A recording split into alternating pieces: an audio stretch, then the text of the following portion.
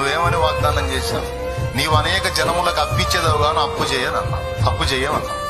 నన్ను ఎందుకు అప్పులు పాలు చేశావు?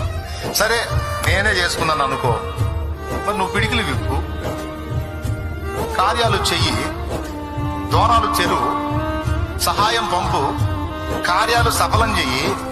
నీ బిడ్డగా నేను దరిద్ర కొట్టు స్థితిలో ఉంటావు. నీ చిత్తమా? అనేకులకు ఇచ్చేదమన్నావే, నాకు ఆశ ఉండదా? 10 మందికి సాయం చేయాలని ఆశ ఉండదా? నువ్వేమో అందరికీ సాయం చేస్తావు, సాయాలు చేసి నువ్వు ఆనందపడతావు. మరి నీ బిడ్డలుగా మాకు ఆనందం వద్దా? మా బతుకంతా ఎదుటి అడుక్కోవటం, ఎవరు సాయం చేస్తారని అడుక్కుంటాం, ఈ వేదంలో బతకటం నీకు ఇష్టమా? నేను నీ పిల్లలం కదా? నీకున్న ఆశ మాకు లేదా? ఇతరులకు హెల్ప్ చేయాలని మాకు ఉండదా? మరి ఆ విధంగా మా పిడికిళ్ళు ఎందుకు నింపవయ్యా నువ్వు?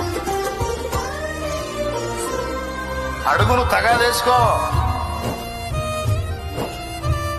నీకు విరోధంగా రూపింపబడిన ఏ ఆయుధము వర్ధిల్లదన్నావే, మరి ఎందుకయ్యా వాళ్ళని వర్ధిల్లనిస్తున్నా?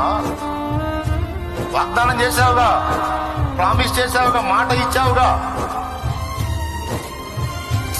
ఇలా సమస్త విషయాలు వాక్య పరిధిలో, వాగ్దాన పరిధిలో నీవు అడగవచ్చు. అడిగినవన్నీ దేవుని సన్నిధిని వినబడినవని రూఢిగా నమ్మవచ్చు, విశ్వసించవచ్చు. ఈ 2 జరిగిన ఎడల నిశ్చయముగా నీవు పొందుతావు.